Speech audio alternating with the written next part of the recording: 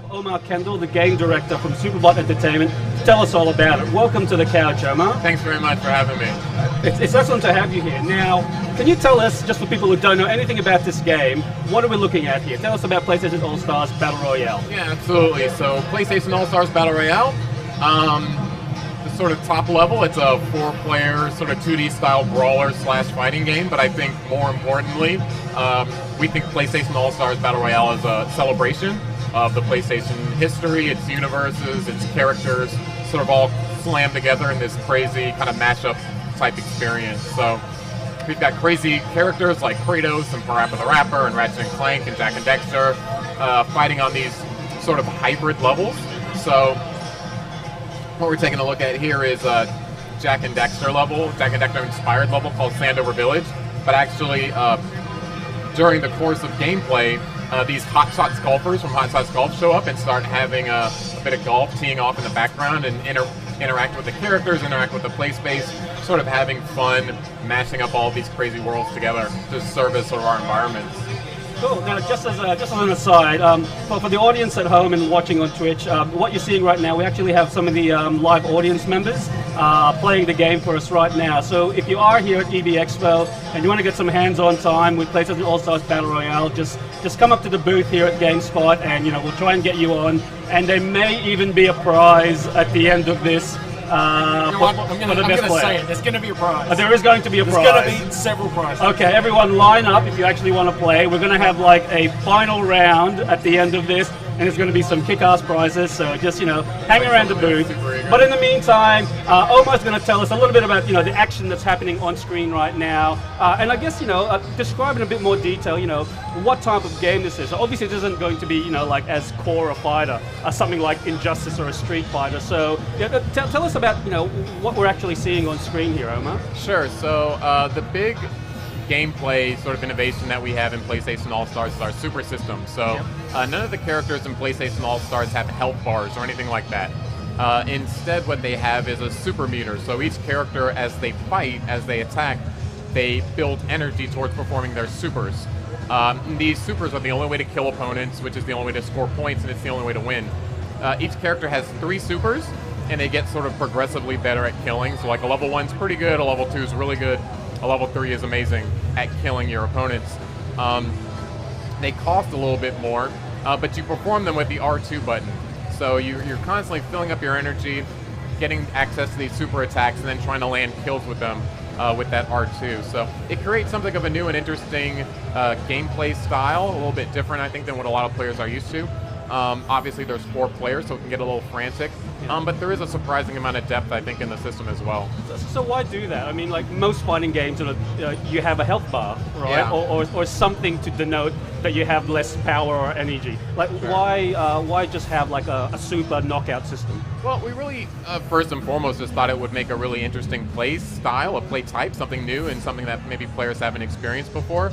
There's sort of this rising tension as players are getting energy and sort of getting closer and closer to performing supers. I kind of liken it to maybe a sport like football, where you're trying to move the ball up the field, trying to get into scoring position. That's sort of when you're fighting and building up energy. Then once you're in scoring position, you start taking shots on goal. That's kind of like performing your supers to try to score points. Nothing's guaranteed, but you're sort of trying your best to leverage your odds and get the best shot possible, with those super attacks. So with the supers, like they've all got different ranges and different effects. Is that right? Like, is it better to wait for a level 3 super, or can you just try and hit it out the park with one? I think it very much depends on your individual strategy, sort of what level you're playing on, what opportunities are available to you at different times. I will say that economically, your level 1 supers are a little more efficient. They cost a little bit less per kill than like a level 2 or a level 3. But then the flip side is your level 2s and your 3s are so much more powerful. The kills are a little more assured. So it really is a kind of a gamble, a risk versus reward system, depending on your personal play style and, like I said, sort of the context of the situation. Okay. Can players actually manually select if they've got level 3 of super and they want the efficiency or the range of a level 2? Are they able to choose which one they unleash, or is it a case of I've got level 3 energy, I have to use level 3? Yeah, the latter.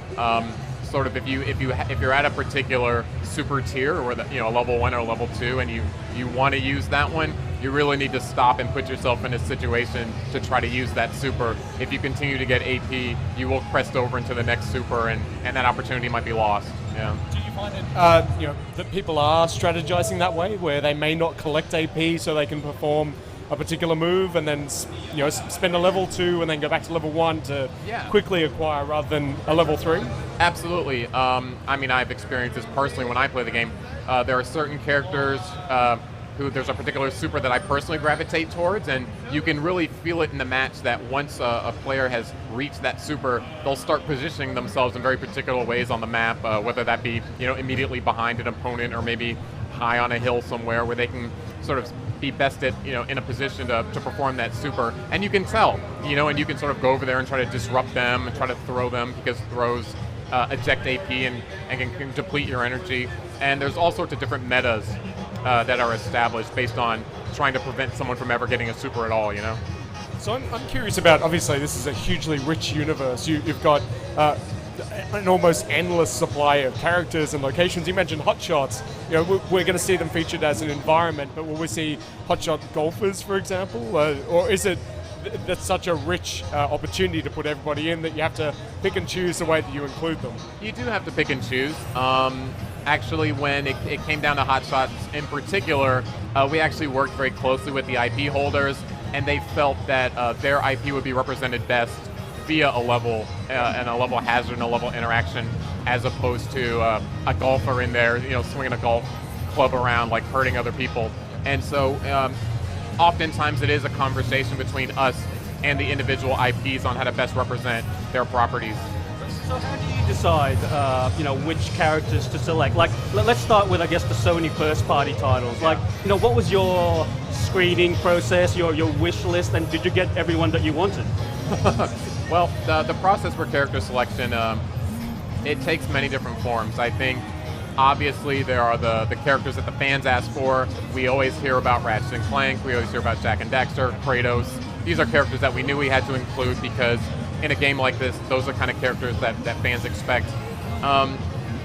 Then you have characters who we as personal PlayStation fans at Superbot would really be interested in seeing, characters that we think we could make a really interesting play style out of. And then of course there's individual IP holders even within Sony who are like, oh, we'd very much like you to represent our character in your game via a character on your roster. Regarding if we got everyone we asked for, well, I will say it does take two to tango. Just because we really, really want a character doesn't mean we automatically get every character that we want. Obviously, a lot of the IP holders do recognize the value.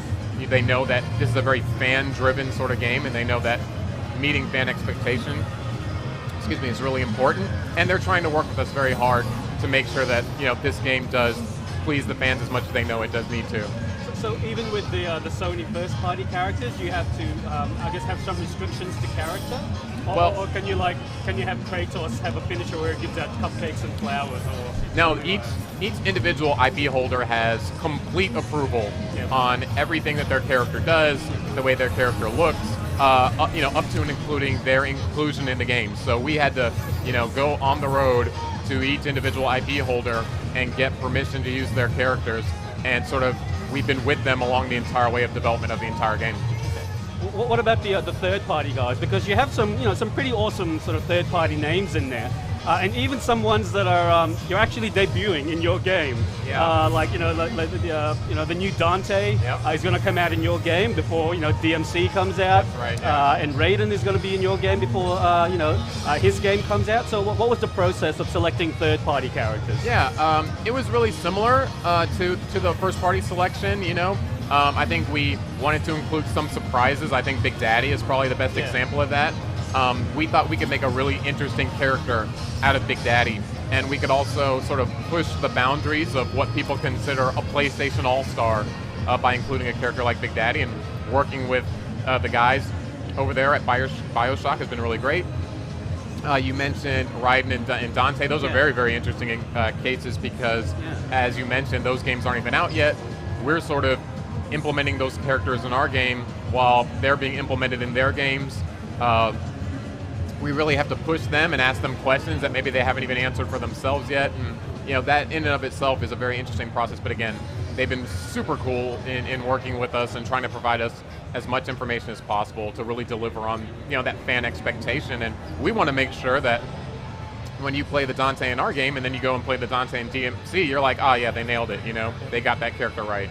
Was it tough to get them across the line? Was it tough to get Capcom to say, yep, have Dante first, and Konami to say have Raiden first? It really wasn't. I think, again, the precariousness of the situation wasn't lost on us. We knew that they would be working on these characters while we were trying to work on our game as well, and they totally understood, again, the initiative. They understood what the game was about, and so they took that burden on as well, and they worked really hard with us, and we really appreciate that. Okay. I'm curious about, obviously this is your game and you've put a lot of work into the art, but do you get any benefit out of working with first and third parties when they're characters that already have existing animations? Can you take them wholesale from the Santa Monica team for Kratos, or do you have to create each piece of asset from scratch? Yeah, well, regarding animations, we can't take them wholesale. Most of these characters come from 3D games, and oftentimes the way that you'll animate a move to work in a 3D space doesn't necessarily work as well in a 2D space. So we take inspiration, obviously, and we've gotten asset dumps from a lot of the developers, and we will use those as inspiration when we're remaking the move in PlayStation All-Stars. But certainly things like character models or various assets like textures, we are actually able to take advantage of, and you will see examples of that throughout the game. Raiden, his character model, which is spectacular, actually was given to us by Konami, and I think looks amazing. Just one quick reminder again, if you are in our live crowd and you want to have a go at the game, please just line up over here to our left, and we do have a prize at the end, so keep doing. I actually have a question from our live stream that I just want to throw at you. J Pablo 9988 wants to know whether you're going to have character unlockables, or will everyone be open at once? Yeah, we went back and forth on this. Ultimately, we decided not to have any characters locked, so the entire roster will be available and unlocked the first time you play the game. That's excellent. I'm a big fan of that. Oh, okay. Another question from Macho Mustachio, which I must say is a great name. Macho Mustachio wants to know, is what they're seeing on screen now the final form of the user interface? No, it's not. Okay. Actually, the version of the game that we're looking at now was put together for trade shows. It was put together a few months ago. Yeah. It is a little old. We've made major changes to all sorts of things, the UI, different graphical elements, VFX, sound, that aren't quite represented in this build. Yep. So yeah, you just have to wait a little bit longer. We come out in about a month, and you'll be able to see sort of the final representation of all these different elements then.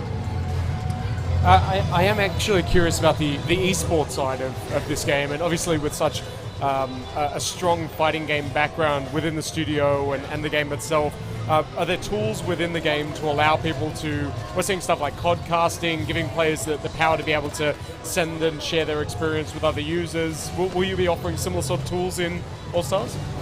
In terms of the esports, and sort of those extra elements, we don't quite have that full range of systems. I mean, obviously we'll support all sorts of different match types and game mode options, and you'll be able to go in and set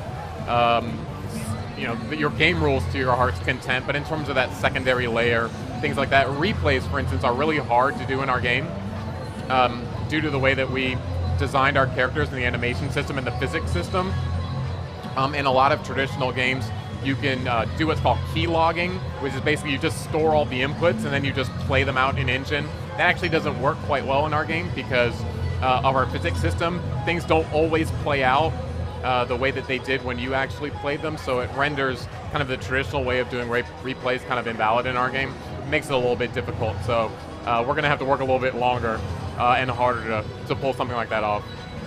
Hey Omar, I actually have one question I've always wanted to know. Is there a storyline that you're putting around this that, it makes sense for why everyone is in the same universe? We're trying to make as best sense out of the absurdity of Kratos fighting Parappa the Rapper as we possibly can. It's just magic.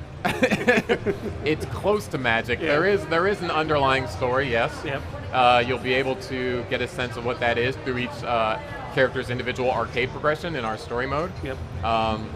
there is an evil mastermind. I won't call him evil. Who is sort of responsible for all the things that you're experiencing, and you will get a sense of who that is through the arcade mode. So is that a boss then? Yeah, yeah. Okay. All right. We also have a rivalry system. Yep. I think the idea of fantasy matchups is a really big part of PlayStation All-Stars. What would happen if Ratchet and Clank ever came across Jak and Daxter, that sort of thing? So we actually do provide for that in our arcade progression, and you'll see characters have interesting interplay, a little back and forth with each other in their arcade modes. And then, yes, ultimately you do come to sort of a final boss. Yeah. Okay. And so tell us more about the single-player mode. So, like, what single-player modes are there? You've got arcade, which is story, is that right, or is story a separate thing? No. Our arcade mode is our story. Our arcade progression is our story mode. It's very similar to traditional fighting games like Street Fighter, where you select your character, you'll find that character's individual motivations. You know, you'll fight a series of challenges. You'll fight your rival. You'll fight your boss. You'll sort of come out on the other side and get a little explanation of kind of what happened and how things went down. Is it going to be the break where you get to beat up cars and kick barrels? And you will not destroy any barrels or cars, at least in a standalone mode. There might be plenty of barrel destroying in the actual game itself. We also have a combat trials mode, which I sort of refer to as edutainment. You're going to learn a little bit about the game, but you're also going to have some fun with both a set of general trials that teach you a little bit about the ins and outs of the game, but also character-specific trials that really do deep dives on the individual characters, their movesets, their supers, how to take advantage of particular situations, how to survive different supers, because that's actually a really big part of the game. Just because someone performs a super doesn't mean you're automatically dead in all cases, and all of that's sort of learned in our combat trials mode. I do have a question. Apparently our stream chat is going nuts. They all want to know, will Crash be in the game?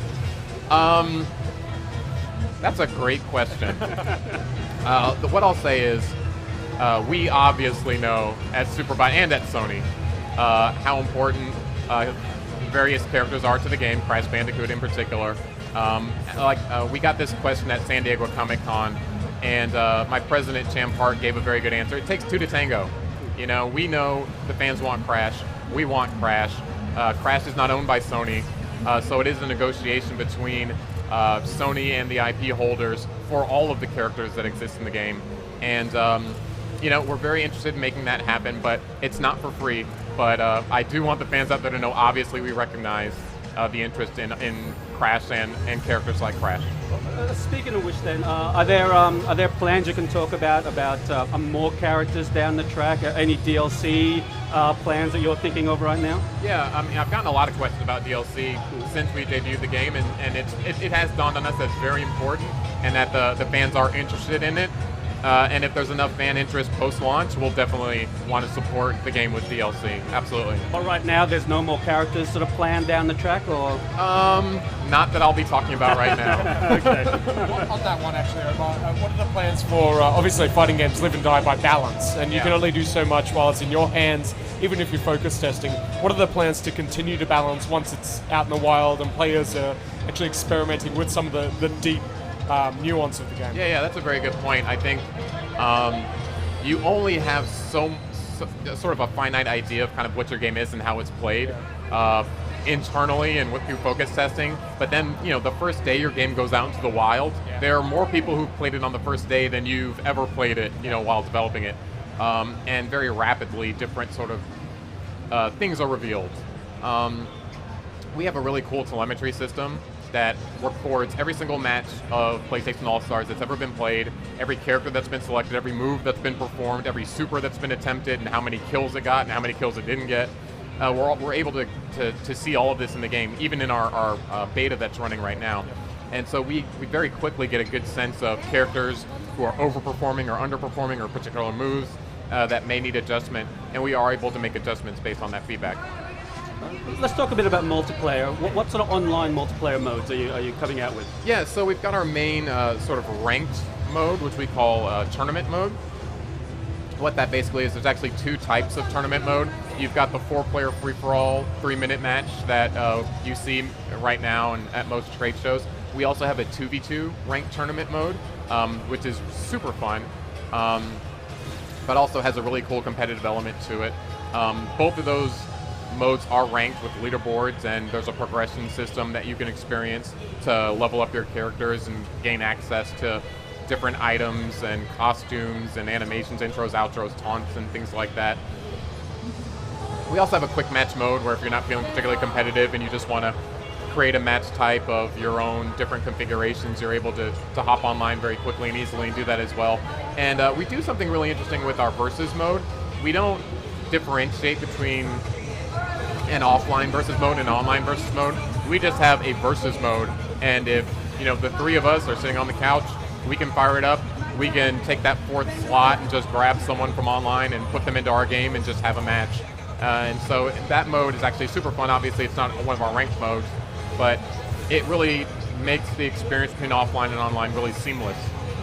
What about the, let's talk a little bit about the Vita and the cross-platform play in the two versions. Are they feature identical? Does the Vita version, I know when we saw UMVC 3 on the Vita, for example, it had touch controls for simplified gameplay.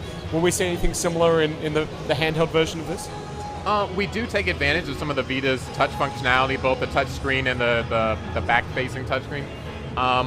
We also obviously have cross-play so that the PlayStation 3 owners can play against the PS Vita owners. We do take advantage, some of our supers take advantage of some of the swipes. You can also pick up items by touching the screen. But we didn't want to create like an easy mode because the game actually translates really well onto the Vita. The controls are very, very similar. We obviously have two analog sticks and the D-pad and the face buttons, so most of the experience comes over pretty directly. We just take advantage of a couple of the cool, unique Vita functions. So do you then, in terms of somebody playing crossplay, if I'm on the Vita version, what is there a handicapping system then that stops me picking up items that I'm not physically on? Whereas on the PlayStation 3, I'd need to hit R1 to be over it. Does it handicap me playing against you because I have that additional functionality? All the same rules apply to all of our systems, so you can't pick up an item from across the room. You do have to be, even if you're using the Vita and using the touchscreen functionality, you do have to be standing right on top of it. So, no, the same rules apply to all players, and in that sense, the game is really balanced and fair for both PlayStation 3 and PS Vita owners. I want to ask a little bit more about the Vita version, but just got a question from Twitch right now, and it's from Sergeant Funshine Bear. I feel like sometimes you ask these questions just because of the username. A good username will always get my attention. Okay, the question is, can you modify the infinite stopping system? Can I modify it? Yes. I, as the game creator, can. No, we're going to ship the infinite avoidance system with a very specific, let me explain actually how that system works. This is obviously one of our savvy readers or viewers. We have a system in the game that tracks the amount of energy that you've accumulated within a single combo. And once you've reached the threshold, we sort of knock you out of it. It's an anti-infinite system because when you make a game like ours with a sort of open-ended combo system, you just really can't account for infinites, even with your best intentions. I think all of the major fighting games now and again fall susceptible to infinites. So we actually built a gameplay mechanic into it where when you do hit that threshold, you actually get a little AP bonus, so you get a little bit of extra AP. It's not, we're not discouraging you from trying to hit the AP system, the infinite system. We're actually sort of encouraging it. So you get like a little 25 AP bonus for bouncing off the top of the system, and then the characters go spinning out. We do have a very fixed number. Currently it's 100 AP. So once you've hit 100 AP in the infinite avoidance system, we do knock players out. But then you do get a 25 AP bonus for that. Now, I want to talk a little bit, I guess, about your history in the fighting game genre. So, you've come from a background where you helped develop the past few UFC titles. Yeah. At Superbot, you also have, ex-Capcom community manager Seth Killian. So is this actually a hardcore fighter in disguise, or like, what have you guys brought in from your more sort of like core fighter experience into the game? Something that Seth has been saying, and I really, really agree with. Sort of characterizing the game this way, it's kind of like a gateway drug. I think fundamentally at the heart of PlayStation All-Stars, there is a sound fighting game, but at the same time we know you might not come to PlayStation All-Stars because you're really interested in a fighting game. You might come to it because you like Sly Cooper or Parappa the Rapper or someone like that, right? So getting into the game is really simple. We don't have very high execution barriers, you know, like dragon punches and things like that. Yeah.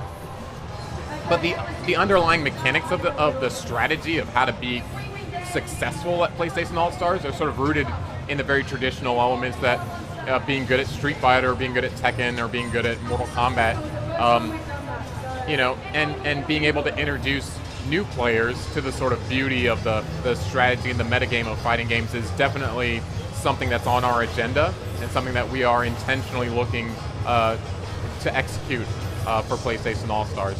So do you want to be like an Evo like type game, or are you more interested in like being more of a sort of like mass market appeal title?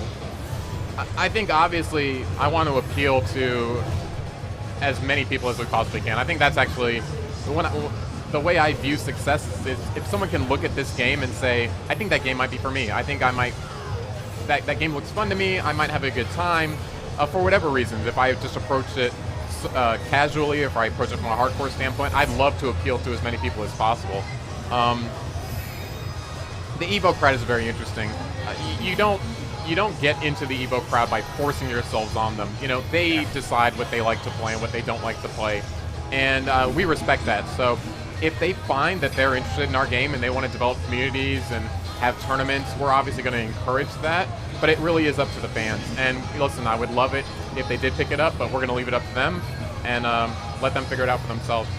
Okay, I think we have some questions from the audience now that isn't Ricky Martin, living La Vida Loca, but yeah.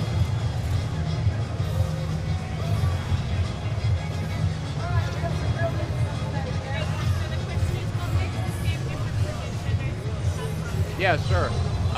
So the biggest differences between this game and Super Smash Bros. Well, the most obvious one is that this is a PlayStation game, PlayStation characters on a PlayStation console. Super Smash Bros. I think inherently is a game about the percentages, right? It's about knocking dudes off of levels. We don't have that system in our game. Our game is about the super system, filling your meters, performing the supers. It does create a very different gameplay style. We've got nothing against Smash. I love Smash. There's a bunch of Smash fans at the Superbot office, but instead of just copying that experience, we thought if we could create something new and interesting and add to the space, also something that makes sense for PlayStation owners, we thought that would be the best way to go about it. So that was our approach. Okay. Is there another question from the floor?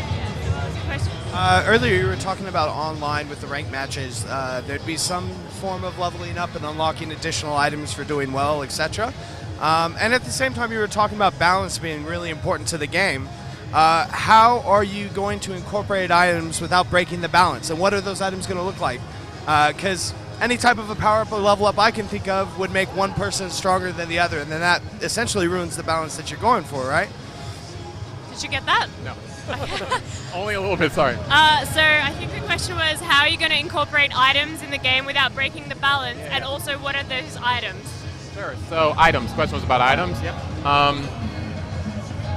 We took the approach with items that they weren't going to be sort of trump cards that you pick up to sort of offset some deficiency. The item system in our game works complementary to our core combat, so items primarily either help you generate a bunch of AP or help you disrupt the AP generation of your opponents. Sometimes they protect you from supers. Really, they do fit into the core combat, and using them intelligently, just as you would like your character's punch or kick, is kind of how we view items. We pulled from all sorts of different PlayStation properties. We have the Spear of Destiny, which it just popped now in Stowaway's level. That's an item that's very good at knocking AP out of your opponents. We have the Gravity Shield from Wipeout. I mentioned that item protects you from supers. We've got this exactly one item that actually can kill you. It's the Medusa head from God of War. So if you know in God of War, if you pick up the Gorgon head and you sort of can put everyone in stone, and if you manage to hit them when they're stone, they sort of shatter. But they can also shake out of it and sort of avoid that. That's our only item that kills. It's called an epic item. It's sort of a rare spawn. But again, like all of our items, fits into our core combat and takes a bit of skill to use. I think we have one more question from the live audience, and we might get to the finals of our competition. Yeah. In particular, Too loud. sorry. characters in particular you tried to get but you couldn't get a hold of because of their game developers? Any characters that I wanted that I couldn't get? Yeah. Yes. Great answer. Okay. Yeah, I mean, like I said, it takes two to tango. Yeah. And sometimes the fates don't align. An IP holder will have different plans for their characters and their IP, and sometimes they just don't align with ours. And it's just sort of a part of development. We're obviously going to try as hard as we can to get all the characters that we know the fans want. We're pretty happy with our roster. We think we've got some really cool and interesting characters. We know we can always add more, and we'll always be trying to do that. Okay, what we're going to do now essentially is after this round is finished, it's going to be the last round, and the winner of the next game will win our prize, which is this Turtle Beach headset here. Sweet setup. In the meantime, we'll get a couple more questions from Twitch, Omar, if that's okay. So Blondwolf 441 wants to figure out what Toro's play style is like. Toro. Yeah. Toro might be my favorite designed character in the entire game. Yep. Toro, if you don't know anything about Toro, the character, he very much dreams to be human. That's his greatest aspiration in life, is to become human. Yeah. He goes on all these crazy adventures, and he meets interesting people along the way, and he likes to help them out in their problems on his quest to become human. So he'll walk up to a sumo wrestler who's practicing for an upcoming tournament. He'll dress up like a sumo wrestler, and he'll say, "Oh, hey, let's go practice in the backyard." There's a baseball team who their pitcher's sick, and they're going to have to forfeit their game. He'll put on a pitcher's outfit, and he'll join the baseball team. So we applied that similar thinking to Toro in PlayStation All-Stars. He's in a fighting game, so he is kind of he's a bit of a parody on some traditional fighting game characters and their mechanics. So there are 3 different sort of stances that Toro has, which are basically 3 different costumes and 3 different fighting archetypes. So He sounds complex. he is actually. Yeah, He's yeah. a really interesting character, though. Yeah. He's got the Justice stance, which is sort of a play up of those very traditional stoic karate heroes that appear in fighting games. He has a ninja stance, which ninja's obviously a big staple in fighting games. There are some games whose the majority of their roster is ninjas, and he's got a bit of a send up on that. And then there's this sort of demon Oni stance that there are a lot of characters in fighting games who get possessed by demon power, and he's got a stance that takes advantage of that too. So he's actually a really interesting character for a cute little cat, but we think it really plays into his personality, and he's a super cool character. I have fun playing with him a lot. Okay, and we have another question from Twitch from Master Egg. He wants to know, will there be a demo for the game? I know you guys did have a beta in some Asian countries, is that right? Is that going any wider at all? Or? Yeah, I believe currently, and the PR people are going to be on me for this one, I believe there is a beta currently running for PlayStation Plus users. Yeah. You can jump on right now and play the game. I think we will be opening it up a little bit more in the future. We've got about 5 or 6 weeks between now and release. Stay tuned, famous last words. I think we will be opening that up, a little bit more. And just a reminder, this is the final round, so whoever wins this round that you're seeing on screen right now gets the prize. The questions are coming thick and fast on Twitter now, so I'm just going to keep throwing them at you. Yeah, absolutely. I don't know how you pronounce that name, so I'm just going to go on. He wants to know whether the progress will move from a beta to a PS3 and back and forth. Absolutely, yes. Yes. So you buy the game, you play it on whatever console or platform is available to you at that time. If you buy the PlayStation 3 version, you get the PS Vita version free. Yep. It's a no-brainer. If you ever are going to buy a PlayStation Vita at any point in your life, it makes sense to take advantage of that. And if you start a progression on your PlayStation 3, you can take it with you on the Vita, and then vice versa. We take advantage of the cloud save. So really cool service. A lot of people are wanting to know, get a confirmation of how many characters will be available at launch. Our launch roster is 20 characters. So it's the 20 characters that are actually available at the show today. The build that these guys are playing right now does feature our launch roster. Your personal favorites out of the 20? I really like Nariko. I like sort of a high risk, high reward. If you're familiar with Makoto from Street Fighter, she actually reminds me a lot of that character, and that you have to risk a little bit, but when you do and it pays off, you get a big return, and it sort of makes you feel smart, makes you feel clever. I have a lot of fun with Noriko, Parappa the Rapper. I also have a lot of fun with Sly Cooper, of course. I know a lot of people in the beta are having fun with Sly Cooper. I'd say those are my 3 probably most favorite characters. Verge6 wants to know, what can we expect in terms of alternate costumes for characters? Yeah, so there's a pre-order incentive, actually. If you pre-order the game, you get a bunch of alternate costumes. That's really cool. Also, through our character progression, we have this leveling system through the game. You're able to unlock some additional costumes as well. So a lot of them have some fun with the characters and their history. So yeah, we're really excited to show those off. Just an update here. It looks like Kratos, right? Is there with 38 seconds to go, but it's still pretty close. He just hit a level 3 super. Oh, he's going to go on a killing spree right now. He's going to get all 3 of them? Yeah, looks like he's going to get, if he can. Okay, looks like Big Daddy is 3. Let's see if he can get any more here. At 4, there's 5. He's going nuts right now. Is he going to get 6? Oh, he is going to get 6. 6. Oh, that's hardly total fair. kills. And then Big Daddy gets 1. So there's some give and take there. Okay. You can shoutcast if you want to, Omar. What's that? You can shoutcast if you want to. I do a lot of shoutcasting. Since E3, I've just been talking while people play this game. I have a lot of fun with it. So, are there any differences between the Vita version and the PS3 version, or functionally they're the same game? Is that right? Other than so the Vita runs at a lower resolution. Yeah. That's kind of just the limitation of the screen, right? Yeah. But it runs at 60 frames, just like the PlayStation 3 version does. Yeah. And otherwise, we really just take advantage of all the PlayStation Vita functionality. So if anything, the Vita doesn't really lose anything. It actually gains a little bit from its unique functionality. Kratos actually crushed that, 9-2.